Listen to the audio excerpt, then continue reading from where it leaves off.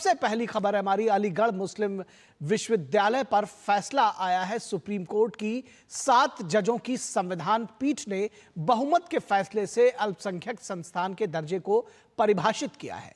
तो इस फैसले को बड़े विस्तार से समझने की जरूरत है कि दरअसल अदालत ने कहा क्या है। अलीगढ़ मुस्लिम यूनिवर्सिटी के मामले में सुप्रीम कोर्ट की 3 जजों की नई बेंच अब इस बात का फैसला करेगी कि क्या यूनिवर्सिटी का अल्पसंख्यक दर्जा बहाल होगा या नहीं। तो प्रधान न्यायाधीश डीवाई चंद्रचूड़ की अध्यक्षता में सर्वोच्च न्यायालय की संवैधानिक पीठ ने आज इस मामले में फैसला दिया।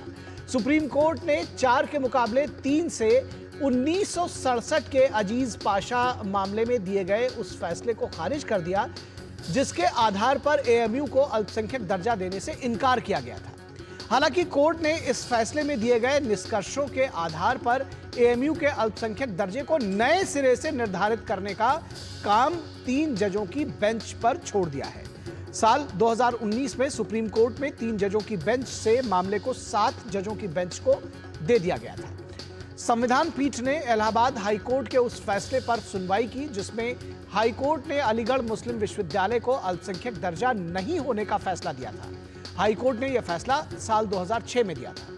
अब सुप्रीम कोर्ट ने 1967 का अजीज पाशा जजमेंट को खारिज कर दिया है जिसमें कहा गया था कि एएमयू को अल्पसंख्यक का दर्जा नहीं दिया जा सकता। तो उस जजमेंट को अदालत ने खारिज कर दिया और अब चूंकि वो फैसला ही खारिज हो गया है तो उससे बदलने के लिए 1981 का संशोधन, जो इंदिरा गांधी जब प्रधानमंत्री थी उनके प्रधानमंत्रित्व काल में जो संशोधन लाया गया था 1981 में, वो भी अमान्य हो गया है। और इस पर क्या कुछ कहते हैं एडवोकेट इस मामले से जुड़े हुए, आइए सबसे पहले उनको सुनते हैं। The main issue is whether it was established by minority or it has been administered by minority. If it is established by minority, then the matter ends. Obviously, in this process, the court will examine whether it has been administered or not. So now this issue will have to be argued before the regular bench and regular bench will decide this matter. और इस पूरे विषय पर BJP के सांसद सतीश गौतम, जो अलीगढ़ से BJP के सांसद हैं, क्या कुछ उन्होंने कहा, आइए उनको सुनते हैं।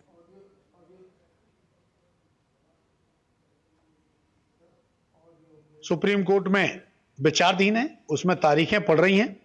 मैं भी कई बार लोकसभा में एससी, एसटी, ओबीसी बच्चों को आरक्षण मिले ये मुद्दा उठा चुका हूं, कम से कम 10 बार।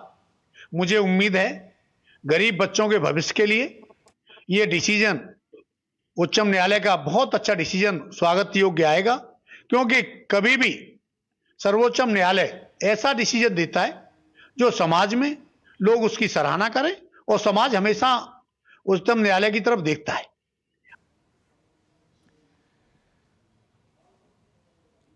और इस विषय पर क्या कुछ कहना है, तमाम सारे पॉलिटिकल रिएक्शंस दरअसल इसको लेकर के आ रहे हैं, लेकिन सीधे हम रुक करेंगे अपने संवाददाता विकास सारथी का, जिन्होंने इस पूरे मामले को कवर किया। हमारे सुप्रीम कोर्ट के रिपोर्टर हैं विकास सारथी, वो जुड़े हुए हैं। विकास, सबसे पहले तो इस मामले को थोड़ा समझाने की कोशिश करिए हमारे दर्शकों को, क्योंकि 7 जजों की पीठ का फैसला आया है कि 3 जजों की बेंच अब इस मामले पर आगे सुनवाई करेगी। थोड़ा सा एम्बिग्विटी है, मैं चाहूंगा कि इसको थोड़ा सरल शब्दों में हमारे दर्शकों को समझाएं।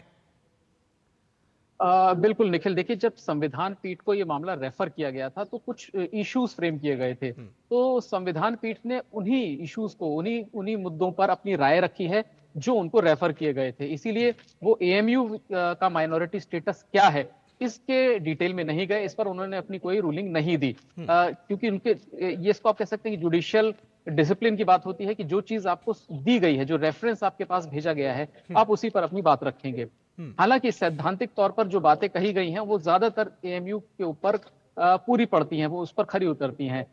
जो मुख्य रुकावटें हैं आप एएमयू के रास्ते में देखें वो ये थी कि जब अजीज पाशा के मामले में ये कहा गया था कि क्योंकि ये जो यूनिवर्सिटी बनी है वो 1920 में संसद में लाए गए कानून के जरिए बनी है, इसीलिए ये नहीं कहा जा सकता कि अब उस पर उसका जो माइनॉरिटी कैरेक्टर है वो बचा है। और दूसरी बात ये कि 1920 के बाद भी 1951 में इसके नियमों में बदलाव किया गया, उसके बाद भी जो रूल्स थे या पावर्स थी जो माइनॉरिटी कम्युनिटी की यूनिवर्सिटी को लेकर की थी वो लगातार डाइल्यूट हुई है।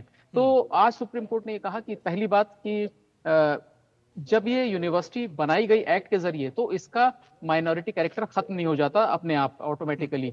सबसे पहले हमें ये देखना होगा कि इसको स्थापित करने के पीछे क्या सोच थी, क्या उद्देश्य था, किसी भी माइनॉरिटी इंस्टीट्यूशन के लिए को एस्टैब्लिश करने के पीछे कौन लोग थे, उनकी मंशा क्या थी। दूसरा, कोर्ट ने कहा कि अगर एडमिनिस्ट्रेशन में माइनॉरिटी कम्युनिटी के अलावा और भी लोग हैं, मेजॉरिटी कम्युनिटी के लोग हैं, दूसरे धर्म के लोग हैं, तो भी ये माइनॉरिटी स्टेटस नहीं खो सकती। सबसे बड़ी बात यह है कि उद्देश्य क्या है स्थापित किए जाने का, किन लोगों ने उसके लिए उस उद्देश्य को आगे लेकर के बढ़े थे। जैसे हम एएमयू के बारे में बात करें तो एएमयू में 1920 के एक्ट से पहले एमएओ कॉलेज होता था, मुस्लिम एंग्लो ओरिएंटल कॉलेज जो था उसको कन्वर्ट किया गया था यूनिवर्सिटी में, और उसको लेकर के खुद एमएओ कॉलेज चाहता था कि इसको यूनिवर्सिटी बना दिया जाए। तो कोर्ट ने आज ये कहा है कि आपको केस टू केस ये देखना होगा, किसी माइनॉरिटी यूनिवर्सिटी को बनाने से पहले उसमें कौन लोग शामिल थे, उनकी मंशा क्या थी। मंशा एक बहुत महत्वपूर्ण हिस्सा है इसका, और इन्हीं सब सिद्धांतों को आज सुप्रीम कोर्ट ने रखा है। हालांकि 7 जजों में से 3 ने ये कहा कि ये सारी बातें ठीक नहीं है। उन्होंने अपनी जो राय थी वो चीफ जस्टिस और बाकी 3 जजेस, कुल 4 जजेस की राय से अलग रखी, और उन्होंने कहा कि जब एक बार इनेक्टमेंट किसी के जरिए किसी यूनिवर्सिटी को बनाया जाता है पार्लियामेंट के एक्ट द्वारा या स्टेट के लेजिस्लेचर एक्ट द्वारा, तो वो अपना कोई माइनॉरिटी स्टेटस आगे कंटिन्यू नहीं कर सकती। ये माइनॉरिटी व्यू है 3 जजेस का।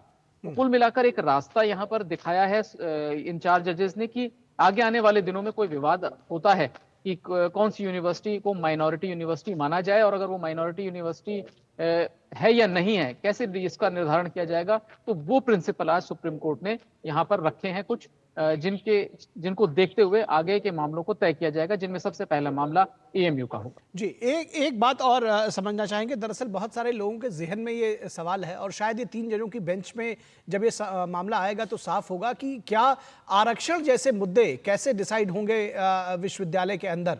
और दूसरी बात, क्या अभी जो एएमयू का जो स्टेटस है वो स्टेटस को बना रहेगा, जैसे काम कर रही है उसी हिसाब से काम करती रहेगी, कैसे समझे इसको? बिल्कुल, देखिए अभी जो वहां पर स्टेटस है, जो आप याद करें कि हाईकोर्ट ने जब फैसला दिया 2006 में इलाहाबाद हाईकोर्ट ने, तो सुप्रीम कोर्ट में उसकी अपील आई, लेकिन सुप्रीम कोर्ट ने कभी उस आदेश को स्टे नहीं किया, उस पर कोई रोक नहीं है। तो वो उस आदेश में जो बातें कही गई थी वो लागू थी, वो अभी भी लागू रहेंगी जब तक कि कोई अंतिम निर्णय नहीं आ जाता। जहां तक रिजर्वेशन की बात है तो एएमयू में जो 50% रिजर्वेशन दिया जा रहा था, उसी को लेकर के सारा मामला इलाहाबाद हाईकोर्ट में पहुंचा था, और उस पर रोक लगा दी गई थी। उस आरक्षण की जो नीति थी 50% मुस्लिमों को आरक्षण, उस पर रोक लगी हुई थी। वो रोक अभी आगे जारी रहेगी जब तक कि निर्धारित नहीं हो जाता कि क्या एएमयू माइनॉरिटी इंस्टीट्यूशन के दायरे में आता है या नहीं आता। जी, निश्चित तौर पर तो बहुत सारे विषय दरअसल अभी डिसाइड हो रहे हैं। बहुत शुक्रिया इस तमाम बातचीत और जानकारी के लिए विकास सारथी।